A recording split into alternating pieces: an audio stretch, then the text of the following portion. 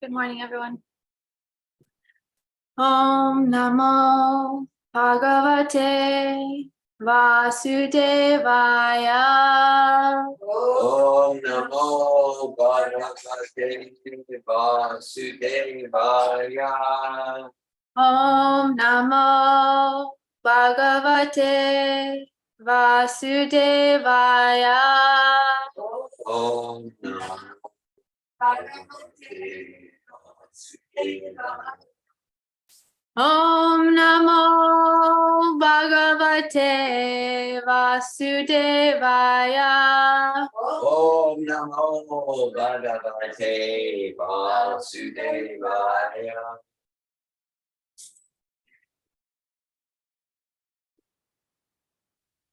Narayanam Namaskritya Naram Chaiva Narottamam Devim Saraswatim Vyasam Tato Jayam Udirayet. Before reciting the Srimad Bhagavatam, which is the very means of conquest, one should offer respectful obeisances unto the personality of Godhead, Narayan, unto Narayan Rishi, the supermost human being, unto Mother Saraswati, the goddess of learning, and unto Srila Vyasadeva, the author. Okay. Good morning, everyone. We're going to read Srimad Bhagavatam, Canto 3, Chapter 5, Verse 12. And we'll do the word for word first. Muni, the sage. Vivakshu, described. Bhagavat, of the personality of Godhead. Gunanam, transcendental qualities. Saka, friend. Api, also. Te, your. Bharatam, the Mahabharata. Aha, has described. Krishna Dvaipayan Vyas. Yasmin, in which. Nirnam, of the people. Gramya, worldly. Sukha Anuvada, pleasure derived from mundane topics. Mati, attention. Grihitanu, just to draw towards. Hare, of the Lord. Katayam, speeches of Bhagavad Gita. Okay, so we'll go line by line. Munir Vivakshor Bhagavat Gunanam. Sakhapite Bharatam Aha Krishna. Yasmin Nirnam Gramya Sukhanuvadar.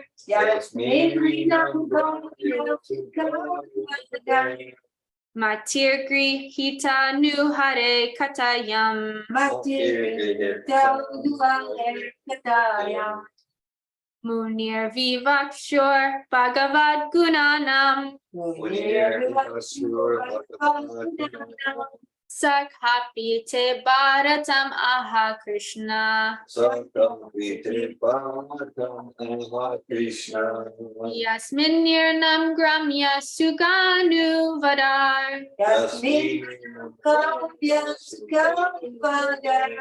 Matir Grihita Nu Hare Katayam. Matir Grihita Nu Hare Katayam.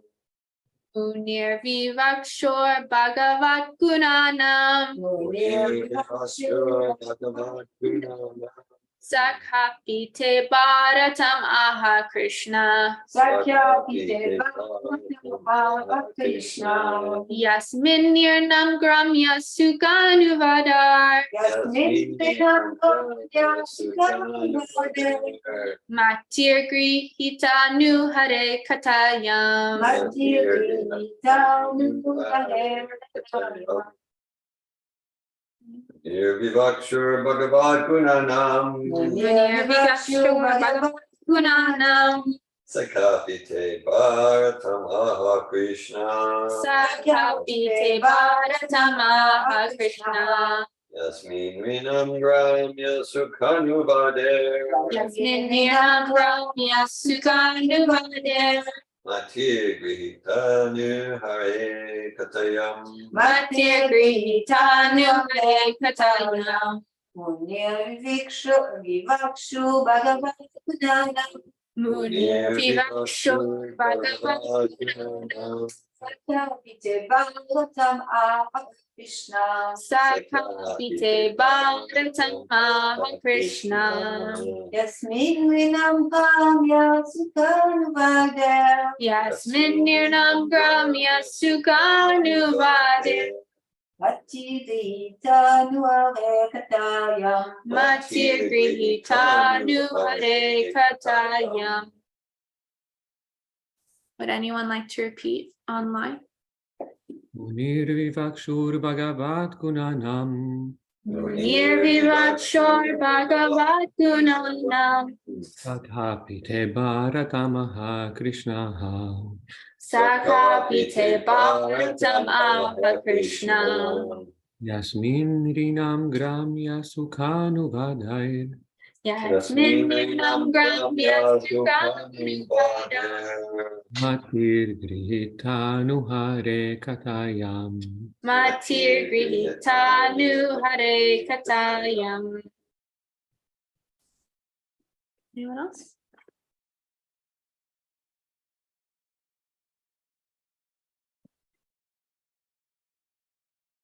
All right, so I will read the translation and purport. Your friend, the great sage Krishna Dvaipayana Vyas, has already described the transcendental qualities of the Lord in his great work, the Mahabharata. But the whole idea is to draw the attention of the mass of people to Krishna Katha, Bhagavad Gita, through their strong affinity for hearing mundane topics. Purport. The great sage Krishna Dvaipayana Vyas is the author of all Vedic literature, of which his works Vedanta Sutra, Srimad Bhagavatam, and Mahabharata are very popular readings. As stated in Bhagavatam 1.4.25, Srila Vyasadeva compiled the Mahabharata for the less intelligent class of men, who take more interest in mundane topics than in the philosophy of life. The Vedanta Sutra was compiled for persons already above the mundane topics, who might already have tasted the bitterness of the so-called happiness of mundane affairs.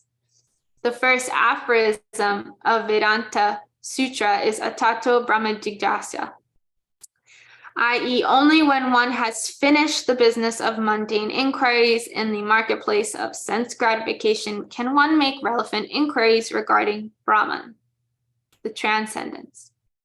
Those persons who are busy with the mundane inquiries, which fill the newspapers and other such literatures, are classified as Stri Sudra Dvijabandhus, or women, the laborer class, and unworthy sons of the higher classes of Brahmana, Kshatriya, and Vaishya. Such less intelligent men cannot understand the purpose of Vedanta Sutra, although they may make a show of studying the sutras in a perverted way. The real purpose of Vedanta Sutra is explained by the author himself in the Srimad Bhagavatam. And anyone trying to understand Vedanta Sutra without reference to Srimad Bhagavatam is certainly misguided. Such misguided persons who are interested in the mundane affairs of philanthropic and altruistic work under the misconception of the body as the self could better take advantage of the Mahabharata, which was specifically compiled by Srila Vyasadeva for their benefit. The great author has compiled the Mahabharata in such a way that the less intelligent class of men who are more interested in mundane topics may read the Mahabharata with great relish, and in the course of such mundane happiness can also take advantage of Bhagavad Gita, the preliminary study of Srimad Bhagavatam, or the Vedanta Sutra.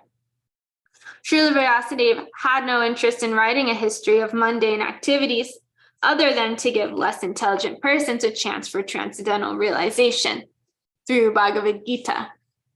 Vidur's reference to the Mahabharata indicates that he had heard of the Mahabharata from Vyasadeva, his real father, while he was away from home and was touring the places of pilgrimage. Om Jnana Timrandasya Gyananjana Shalakaya Chakshur Unmilitam Yena Tasmai Shri Gurave Namaha Shri Chaitanya Mano Bhishtam Stapitam Yena Bhutale Swayam Rupa Kadamayam Dadati Swapadantikam Vandeham Shri Guru Shri Yuta Padakamalam Shri Gurun Vaishnavamscha Shri Rupam Sagrajatam Sahagana Raghunathan Vitam Tam Sajivan Sadvetam Savadutam Parijana Sahitam Krishna Chaitanya Devam Sri Radha Krishna Padan Sagana Lalita Shri Vishakivatamscha Hey Krishna Karuna Sindhu Dina Bandhu Jagatpate Gopesha Gopika Kanta Radha Kanta Namostute Tapta Kanchana Gorangi Radhe Brindavaneshwari Vrishabhanu Sute Devi Pranamami Hari Priye Vansha Kalpa Trubhyascha Kripa Sindhu Bevacha Patita Nam Pavanebhyo Vaishnavebhyo Namo Namaha Jai Shri Krishna Chaitanya Prabhu Nityananda Shri Advaita Gadadhara Shri Vasari Gaura Bhakta Vrinda Hare Krishna Krishna Krishna Hare Hare Hare Rama Rama Rama Hare Hare. Okay, I'll read the translation one more time. Your friend, the great sage Krishna Dvaipayana Vyas, has already described the transcendental qualities of the Lord in his great work, the Mahabharata, but the whole idea is to draw the attention of the mass of people to Krishna Katha, Bhagavad Gita, through their strong affinity for hearing mundane topics. Okay. I haven't given class in a long time. So Mother Malini asked me before I came to stretch myself and do this. Thanks for accepting the stretch. Yeah. I do have fun preparing for class. The doing part isn't my favorite. So thank you everyone for being here. I noted down a couple of things from this verse that caught my attention, and then I'll open it up. So let's see where I want to start. So in this verse, I wanted to go in order, kind of. In the translation, it says, your friend, the great sage Vyas, has already described the transcendental qualities of the Lord. So this is Vidura speaking to Maitreya Muni. And then it got me thinking, how does Vyas know, how does Vyas know Maitreya? And so thinking back to actually Mahabharata story, apparently, so it comes from a little bit earlier from reading in Bhagavatam 349, that Maitreya is the disciple of, Maitreya is the disciple of someone named Parashari. Parashari Muni is actually the father of Vyasadeva. And so this is actually the first chapter of Mahabharata. That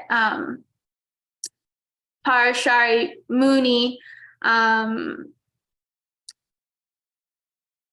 told Satyavati. Satyavati was the daughter, and this is how Mahabharata starts. Satyavati's the daughter of a fisherman, and her duty is her dad gave her the duty to row travelers across the river, so that she would gain piety and would get the benefit from get pious credits from rowing travelers across the river.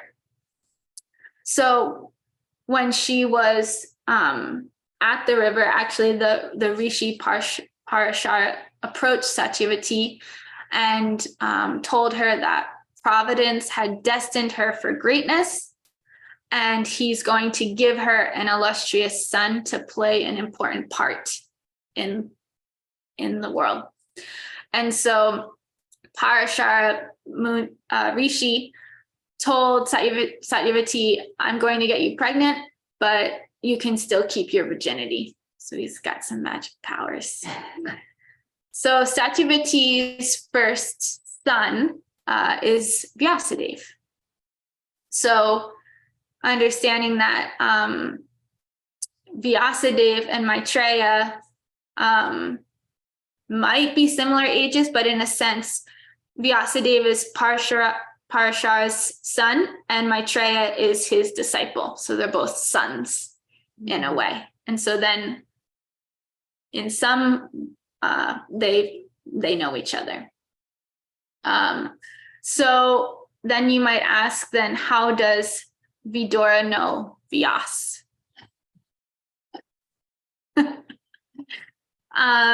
And that's a little bit further also in the first chapter, which it's nice. Mahabharata just really sets it up. The whole first chapter really gives you the whole backstory. And Satyavati got married. So she was still a virgin.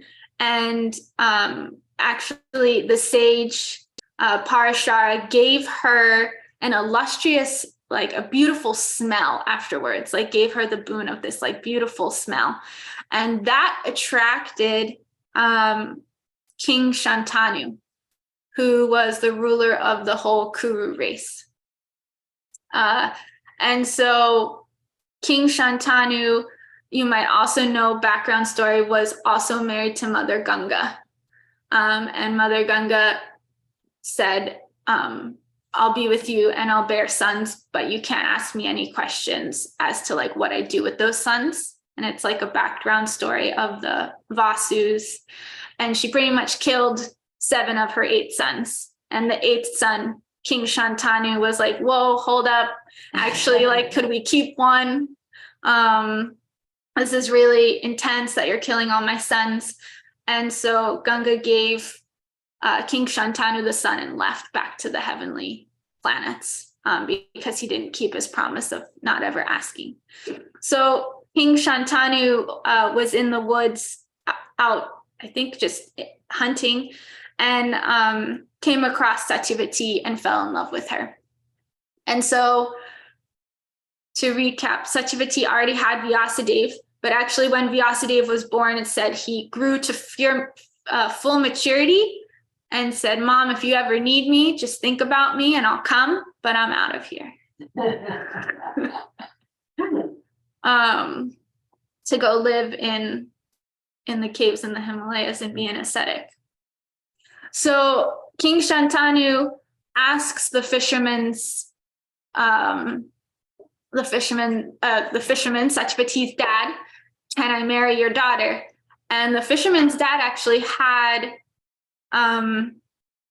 he had some wit about him and said, well, you already have a son that's going to become king.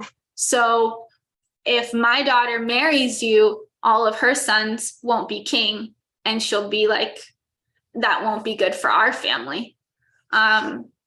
So he makes Shantanu promise that Bhishma will never be king and Satyavati's sons will be king. And at first, King Shantanu really, really loves Bhishma. Or actually his name was Devavrata. And he really loves Devavrata, and he doesn't want to ask that of Devavrata, so he's just like really sad that he can't marry this person he's in love with. And Devavrata, being the very devoted son that he is, only wants to see his father happy. So to sure that his father has happiness, he goes to the fisherman, the dad of Satyavati, and says, okay, I won't be the king. And the fisherman wants him to promise. And Devavrata promises that he'll eternally remain celibate and will never get married. And he takes a vow. And at that time, like when, like, you know how the heavens tell King Kamsa, her eighth child will kill you. Well, in this similar way, the heavens open up and flowers fall down on Devavrata, and someone in the heavens says, your name, like, you shall now be named Bhishma, the one who takes a terrible vow. And yeah, it's interesting because Parashara Muni really like knows what's going to happen. This is all unfolding and all leading to the Kurukshetra war, which is Bhagavad Gita takes place in the Kurukshetra war. So pretty much Satyavati has two sons, Chitrangada and Vitravirya. Chitrangada is killed in a fight with another, a Gandharva who has the same name, and Chitrangada was becoming famous. And that Gandharva didn't want him to be famous, didn't want two Chitrangadas that were both famous. And so they fought it out for many, many celestial years, apparently. And Chitrangada died. And Vitravirya ruled for 7 years, but never made an heir and died of a sickness. So there's 4 brothers, Bhishmadev, Vyasadeva, Chitrangada, and Vitravirya. And they're from a different mother and a different father, but they're all stepbrothers, and they're all considered potential kings of the Kuru race. Bhishma can't because he's celibate. Vyasadev's an ascetic. Chitrangada died, and Vitravirya died. So Satyavati is like, what are we going to do here? We have 2 wives. Actually, Chitrangada never got married, but Vitravirya had 2 wives, Ambika and Ambalika. And so back in that age, if there was another brother that could make an heir to the other brother's wives, if that brother was not able to do it or was dead, then the other brother could do it for him. So the only brother left is who? Vyasadeva. Yeah. So the only brother left is Vyasadeva.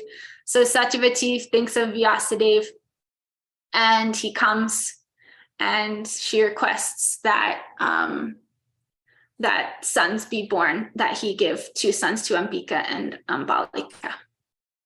So Vyasadeva gives a son to Ambika, and Ambika is really scared and closes her eyes. And so Ambika gives birth to Dhritarashtra, the blind king. And then Ambalika is really scared because he's like, Vyasadeva just came right from the mountains, and he actually told his mother, if the women would have taken a vow for a year, a religious vow for a year, then I would have cleaned up and put on some jewels and made myself look real nice.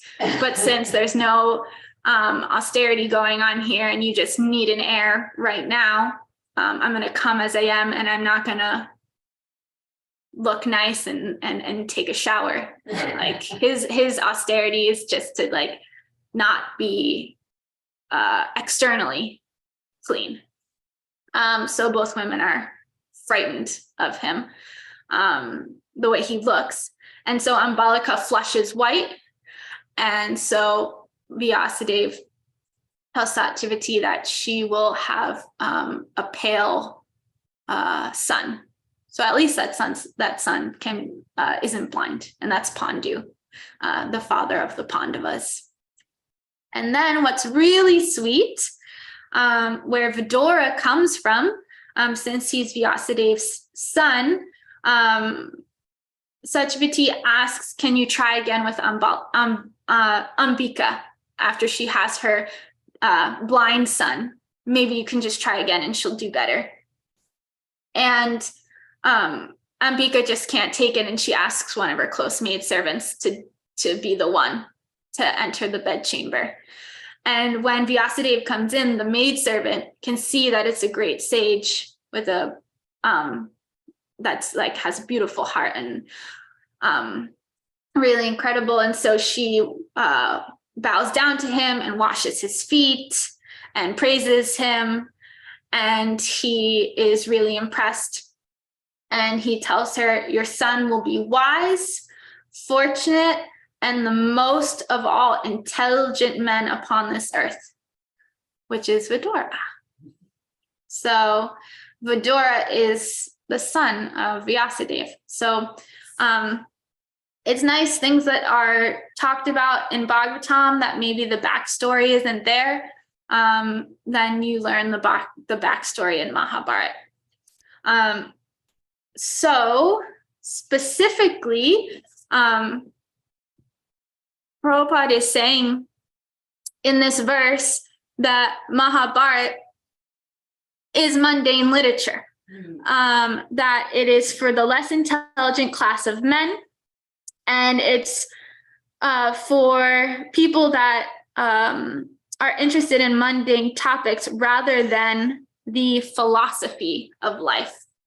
And it also says later in the purport that, where is it? It says, Vyasadeva says in Bhagavatam, the author, where is it? The real purpose is explained by the author himself in the Srimad Bhagavatam. So then I was asking Mother Mani, and Vyasadeva gives the first three verses in Canto 1, Chapter 1. He's talking in third person, and he says the purpose for Bhagavatam. So I'm going to just read, because it's a really nice translation by Srila Prabhupada. This is Canto 1, Chapter 1, Text 2. Completely rejecting all religious activities which are materially motivated, this Bhagavad Purana propounds the highest truth, which is understandable by those devotees who are fully pure in heart. The highest truth is reality, distinguished from illusion for the welfare of all. Such truth uproots the threefold miseries. this beautiful Bhagavatam compiled by the great sage Vyasadeva in his maturity is sufficient in itself for God realization. What is the need of any other scripture? As soon as one attentively and submissively hears the message of Bhagavatam, by this culture of knowledge, the Supreme Lord is established within his heart. So Srimad Bhagavatam is the cream of all the Vedas. It's the heart. And Mahabharata, in a sense, is considered a mundane literature, even though it has Bhagavad Gita in it. So I was thinking about how Srila Prabhupada had written in this purport that it's, he talks about newspapers, those persons who are busy with the mundane inquiries which fill the newspapers and other such literatures are classified as Sri Sudra Dvija Bandhus. And I was laughing with Mother Malini last night because it's gotten really way worse actually than newspapers. We were like joking that newspapers are actually like you're a pretty sattvic person if you read a newspaper, and if you go to the effort to even do the crossword puzzle on the back, like super sattvic person. That a lot of our news is a lot of social media or just like updates that are for like my fish brain. That's like 5-10 seconds of like concentration and then go on to the next thing. So Mahabharata in a sense is like really a step up from maybe other literatures that are out there. This is like, I feel like this is my plug, like Mahabharata, it's a great gift for like any of your friends if they're looking for like an adventure novel, because it's so interesting. It really gives, because I read the Mahabharata in full in 2020 during COVID with a friend. We would get on the phone and read for about an hour together every day, Mahabharata, and like finished it in like 2 months or under 3. And that was really fun for us. And we really appreciated Mahabharata with it giving, because I had read Gita twice before that, and it really gave me more context to why it's kind of extremely crazy that Arjuna doesn't want to fight. Like Mahabharata shows like all the things that the Dhritarashtra has done, and his brothers, and Duryodhana and his brothers and Dhritarashtra, and just everything that happened over so many years. And then Arjuna finally comes to the battlefield and he's like, well, they're my cousins, and what about the women and all these like societal things. And thinking about it, I was just like, I was kind of like screaming at Arjuna in my head, like, what's wrong with you? And I was thinking, wow, Krishna's really patient. Yeah. Because Krishna was there for the Pandavas all along the way in them going through those horrible times. And he was able to see, like seeing, I would think it's like similar to myself, like seeing a best friend go through something horrible and really needing to stand up for themselves or do something about it. And then at the last second, when they've set it all up and they're ready to talk about it and they're ready to do something, they're like, no, actually, all these reasons why not to, and like all those reasons like don't really add up to to like really make sense. So and also just the fact that it's not even for Arjuna that he's fighting. He is of the 4 Varnas, or 4 Varnas, Shudra, Vaishya, Kshatriya, Brahmin. He's a Kshatriya, which means he's meant to protect the human race.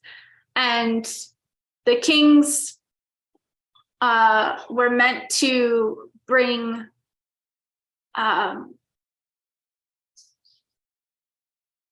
consciousness to their people. A part of their duty was to set up society and be pious and like religious and conscious enough, Krishna conscious, like to help others in their kingdom also be Krishna conscious.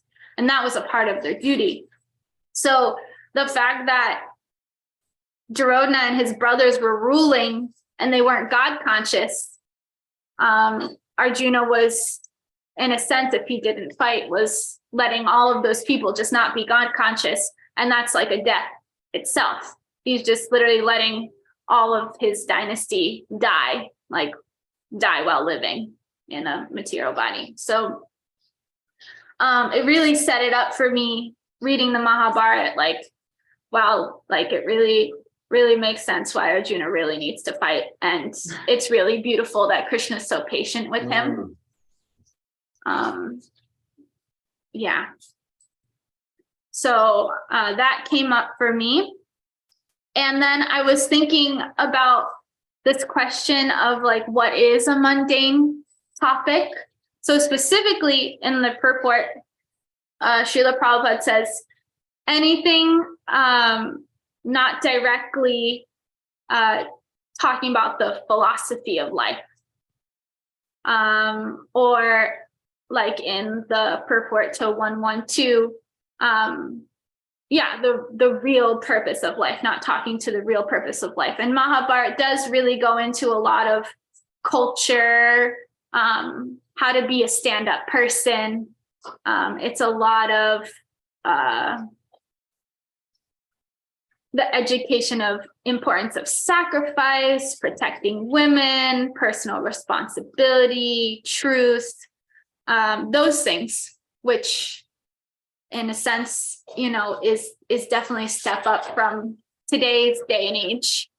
And I know I really felt like I learned some just like human traits. Like how Prabhupada says, like most of us are animals on two legs. So I got to learn a little bit how to not be an animal a little bit. Let's see. So I was thinking more about mundane topics and where I'm at with mundane topics. And also, because I don't just read Prabhupada's books, I specifically have read coaching books that are on Dear Govinda's coaching book list. Suggested reading list. Suggested reading list. And also I'm in an Ayurvedic postpartum doula course. And those aren't really focused on the goal of life. Though in a sense I was thinking they, like the coaching books, they help me orient myself to be looking at the fact that I want to go this direction. So that's something on anyone's plate when we come to discussion time, like what you've understood to be a mundane topic and how that works in your life. And then I also wanted to bring up the point that is one of the last sentences. It says, Srila Vyasadeva had no interest in writing a history of mundane activities other than to give less intelligent persons a chance for transcendental realization through Bhagavad Gita.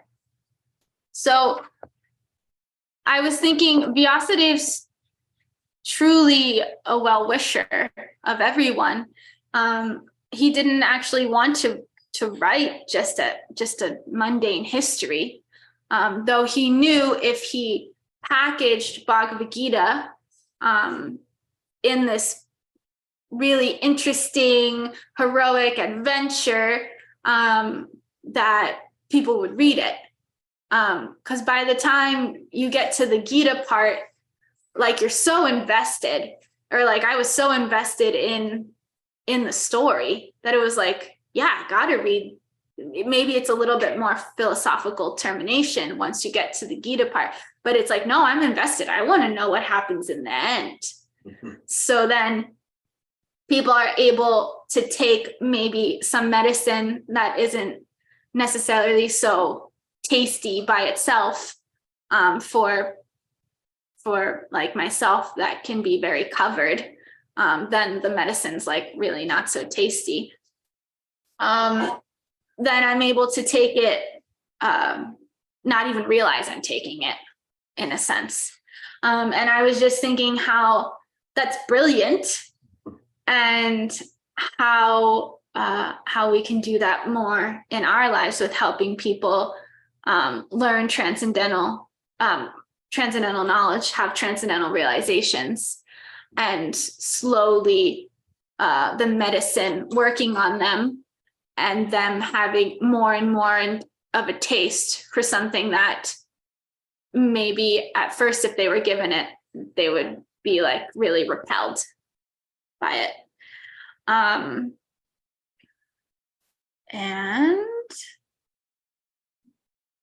yeah, what time is it?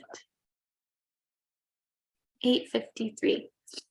So yeah, I gave a little background on the Mahabharata and how Maitreya and Vyasadeva and Parashara and Vidura all know each other. And then talking about mundane topics, where are we at with mundane topics? How do we deal with, I guess, the fact that I still like, in a sense, mundane topics. And Vyasadeva being a true well-wisher, and how he does that with Mahabharata and Bhagavad Gita inside. Yeah, and just my appreciation for my friend and I. We read Mahabharata together as our first book, and she was newer to Krishna consciousness at the time. So we really got on this roll of like reading for an hour every day together. And then after that, we read Krishna book together. And we've been reading together. During COVID, it was every day, because her schedule and my schedule were less. And now we read every Friday together for an hour. So we've read Mahabharata, and then we read Krishna book, and then now we're reading Ramayana. And that's been the past, since fall of 2020, we've been doing this. And she's become my best friend. That's like my biggest thing with, I've seen my friendships, usually my closest friendships revolve around some kind of Shastra. Sharing realizations is like the best thing ever. So so, and then I'll just share one other thing, because it's kind of fun, if you like riddles. So in the Mahabharata, Yudhishthir is the son of he's the son of Pandu and Kunti, but he comes from Yamaraj, or Dharmaraj. Some people call Vidura, actually. Who is Vidura, but that gets really complicated. Because then Vidura is in the story. Yeah. Which, if you have an explanation for that, I'd be open to hearing that. Well, that gets into a whole other pastime. Yeah. So,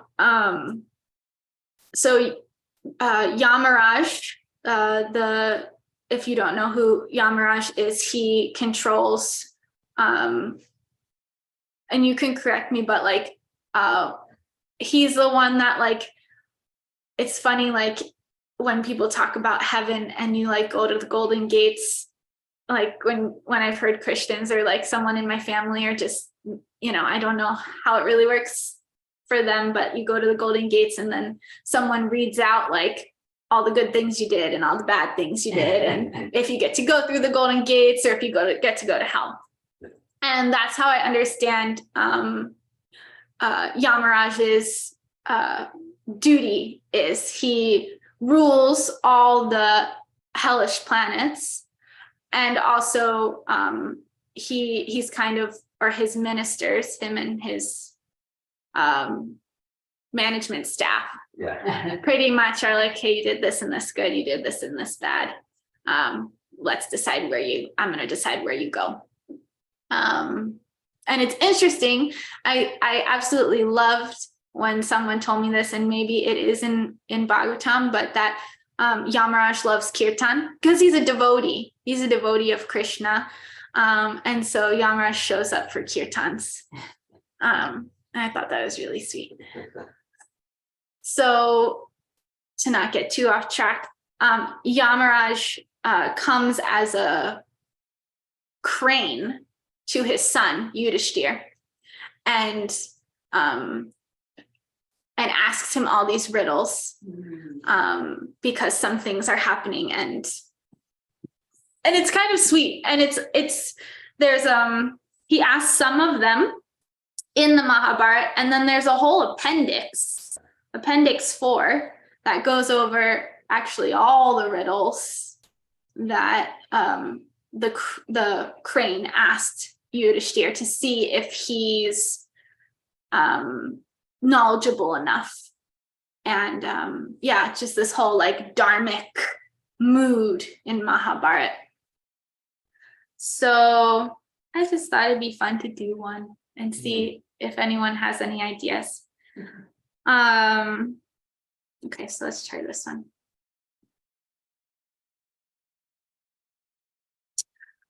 So the crane asks Yudhishthir, what person, although breathing, endowed with intelligence, respected by the world, and enjoying sensual pleasures, is nevertheless said to be not alive?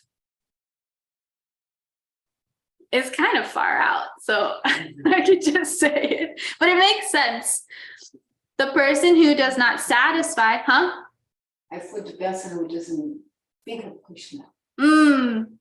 Yeah, I think it's like, I feel like it's talking about that, but it doesn't go specifically into it, for the sense that Mahabharata is like for pious people to really like remain pious and maybe raise their level a step or two or a couple, and then like Bhagavatam's just like all in, like let's just don't worry about all that pious stuff, just Krishna consciousness. So this answer, which is really like really nice culture to have, the person who does not satisfy the gods, guests, servants, ancestors, and his own self with offerings of sanctified food, prasadam, is said to be dead even though breathing. So someone who's doesn't satisfy others and himself with prasadam specifically, then is said to be dead even though breathing. So it's nice. It's like reminding, like, always offer your food. So that's one of them. And it's just like quite interesting. The appendix 4, like the riddles, it really shows like the culture that Mahabharata has, and being able to take some of that into my everyday life. That one you just shared reminded me, there's a comment from Jesus. And he said, let the dead bury the dead. You don't need to do it. I think I spoke to him. Let the dead bury the dead. Because like someone was going to follow Jesus, but you need to go to like a relative's funeral. To let the dead bury the dead. I mean, like if someone's not following the pure devotee, then it's just like they're like zombies walking dead. Yeah. Yeah, is it look at the Goswami also speak about like if you don't spend your life worshiping the Supreme Personality of Godhead, your lungs that are breathing, they are no more than the bellow of the blacksmiths. Yes. Yeah. Which is, do that, but for nothing. Yeah. Yeah, totally. Yeah, it's that I think about that vision of like we're like I can potentially just be a zombie walking around. And a lot of people are zombies walking around. Like, yeah, the way technology is. And I've seen a lot more pale people, like just how unvibrant and pale people can become from being inside. And it's also said that if we eat and we're not actually focused on our food, that ghosts are actually eating our food. We're not actually getting the nutrients, that the ghosts are getting the nutrients. So to pay attention while you eat, and especially for prasadam, like honoring prasadam, if we're honoring something, we're paying attention. So yeah, thank you. So yeah, does anyone have anything on some of the things I went over or anything that came up for them in this verse? Are there any hands up online? Is there anyone online who would like to say anything? Hare Krishna, Sri Radha. Hare Krishna, Anasuya. Nice to see you. Nice to see you. Thank you for class and getting to see you and this way. And it just brought to me, our advanced course together and us taking it to the streets and being down by the Hippodrome, downtown Gainesville. And like, there were so many zombies walking around. There were so many zombies. And so, and we were just like shining brightly, doing our kirtan and having, like we were giving life. I felt like we were giving life to people that were awakened when they walked by us and they were curious or they joined in spontaneously. So I was just appreciating that fond memory of when we were together last, and that was a really sweet time. Yeah. And I like the idea of, defining what is mundane.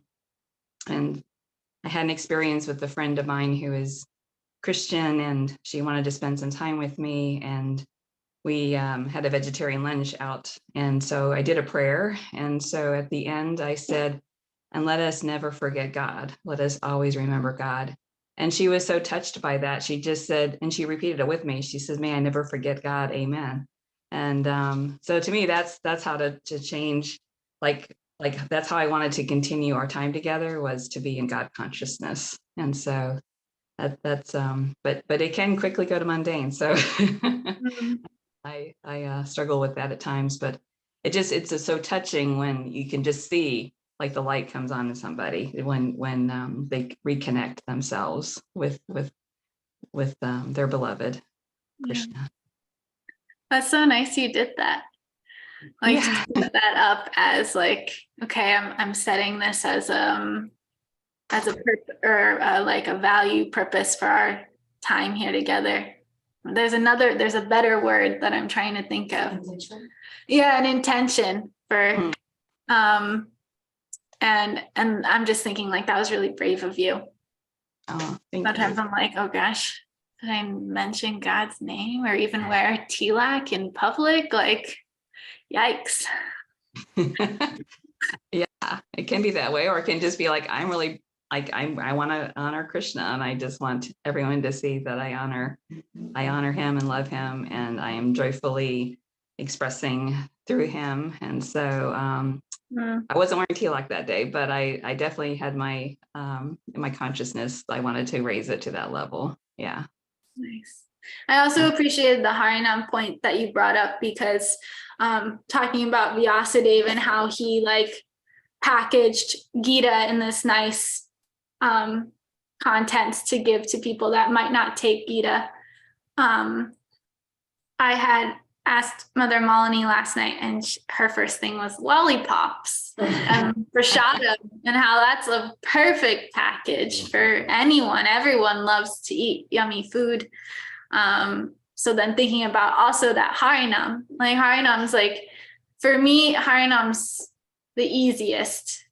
I don't really go on book distribution so much. I have before, and my false ego is still pretty in there. And I'm like, I don't want to get rejected.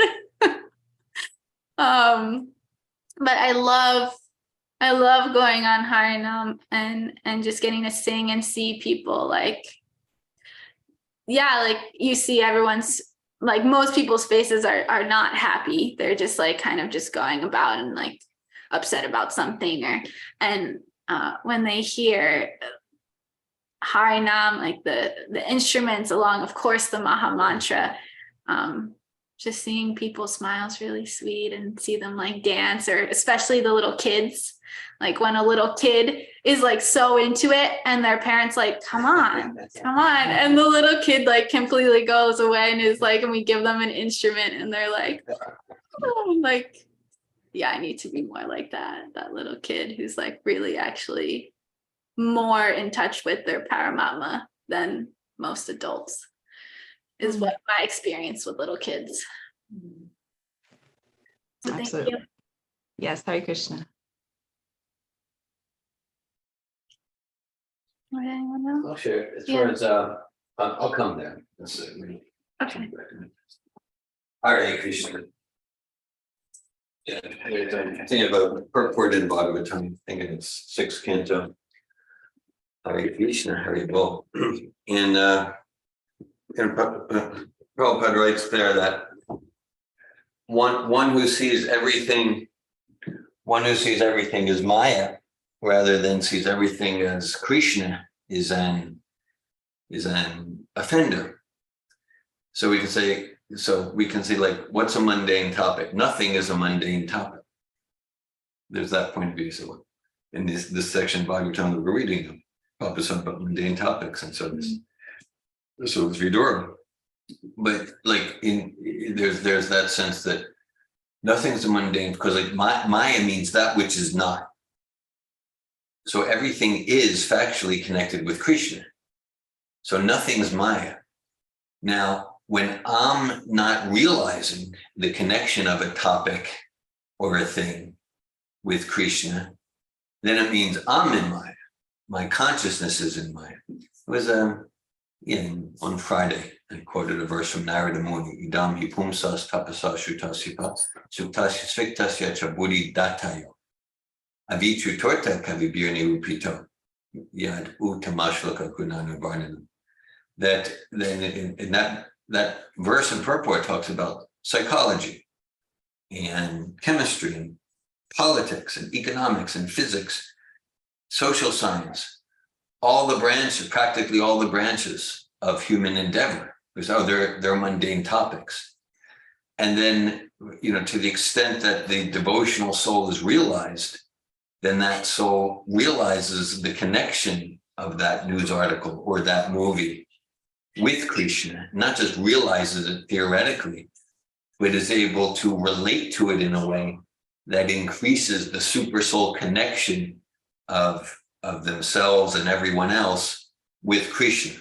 So there's that perspective. So ultimately, a mundane topic is that which I relate to in a way that increases my forgetfulness of who I am as spirit, soul, servant of Krishna. And then, so like Srila Prabhupada, all the acharyas, they actually want their followers to go into all the so-called mundane topics, all the fields, and with maybe a few exceptions, and to be leaders, and in a sense, to transform that which is apparently mundane, and to show how in any field of endeavor, whether it's business or agriculture or the academia, in any field of endeavor, to show its spiritual source, to show how Srimad Bhagavatam is the source, origin, essence and ultimate completion and most perfect application in all of these fields of human endeavor. And to the extent that we have the realization to do that, then that's what it means to really spiritualize the world.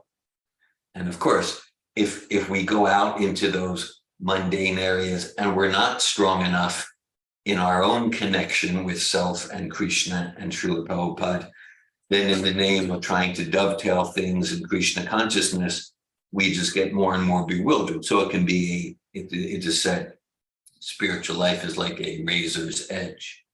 Hare Krishna. Thanks for your attention.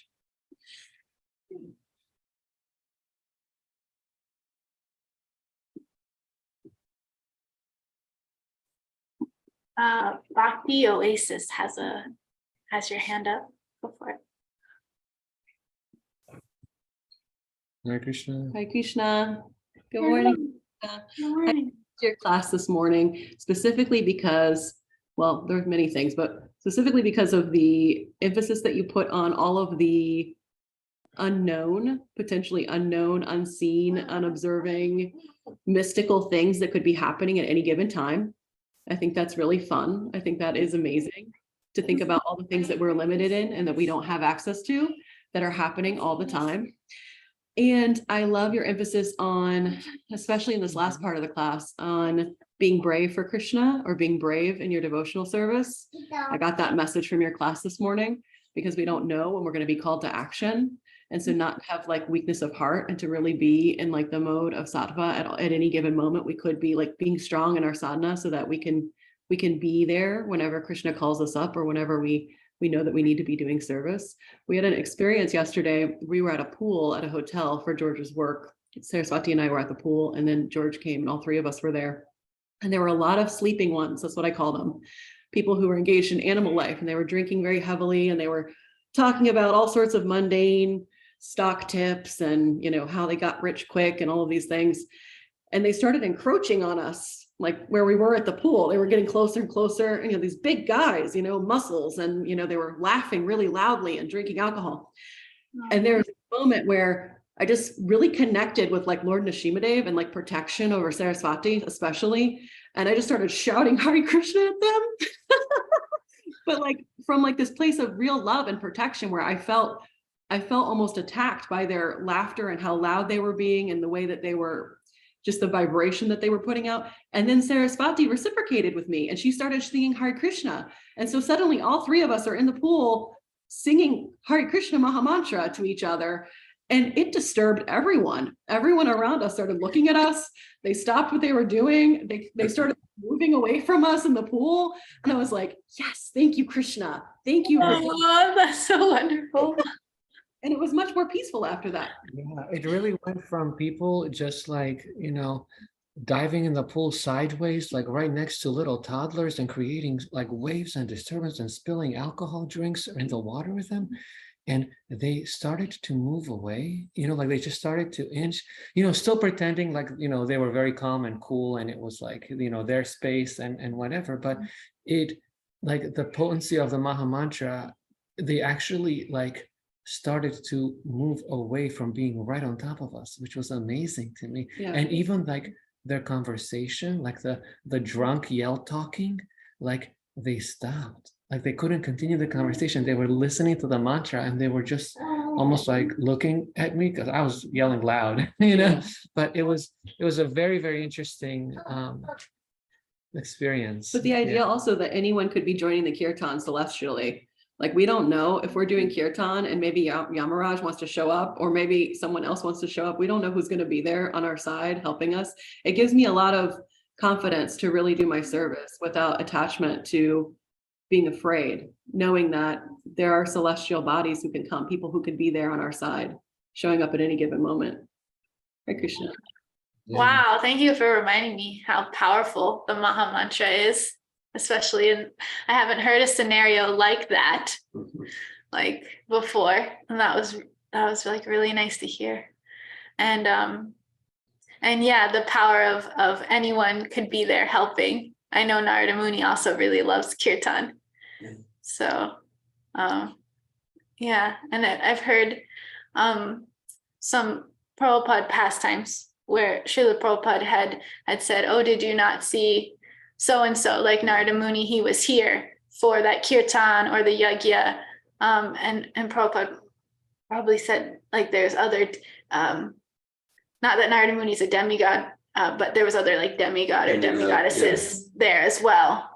Yeah, the devotees organized like Prabhupada to give a talk, and this particular, hardly anyone showed up.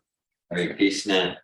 Well, yeah, like in the early days, 1960s, in one particular talk, like hardly anyone showed up. It was a big hall and like hardly any attendance. And Prabhupada gave the talk. And after the devotees were, because they love Prabhupada's talk, but they were kind of discouraged that, and they sort of apologized to Prabhupada, and no one came and said, oh, Narada Muni was there, Shukadeva was there. Didn't you see Lord Shi? Didn't you notice? And the dwarves said, no, Prabhupada, we didn't notice. But Prabhupada noticed. Since I'm here, I'll mention something I appreciated. This struck me that, the Mahabharata, because I know myself a little bit, when I first read Bhagavad Gita, and kind of like, okay, so like Krishna, okay, he's the instructor, kind of getting him, he's the supreme person, whatever. But then he's like advocating war. And Arjuna, it's pretty common. And I didn't stay there too long. I mean, once I kind of got it, and Krishna's giving reasons and like, so to protect it, apart from devotional service, pleasing the Supreme. But pretty soon after I asked a few questions to senior devotees, I understood. But it's pretty common. We find like, well, Arjuna's the good person, and why is Krishna this great teacher? He's advocating war, and peace is good and war's bad. Pretty common. We went into that. And again, once just reading Bhagavad Gita, we can see actually Krishna's reason. So that was powerful for me that you shared your personal experience. You read Mahabharata, the full thing, and that when you get Mahabharata, which I have not read Mahabharata, the full thing, but I appreciate hearing your experience that when you read Mahabharata, the full thing, it's not just, oh yeah, I can see Krishna's reasons why he wants Arjuna, but it's kind of like you get the full context. And it's like, Arjuna, come on. Yeah. Like, Arjuna, like, come on, this is just stubborn, whimsical. So thanks for that. That landed for me.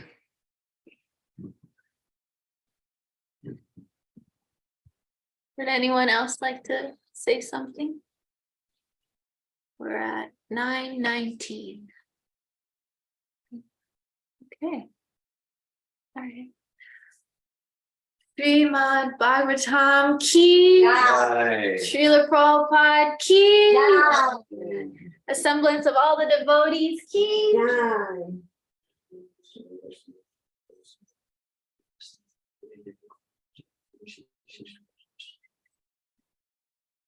All right, Hare Krishna, everyone. I hope you have a wonderful Mother's Day. I didn't say anything about Mother's Day, but if you look at, there's 7 mothers, and so you can go research that, who the 7 mothers are.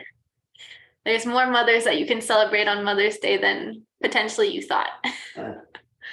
Once you turn it off. Yeah. Thank you. Hare Krishna. Very full.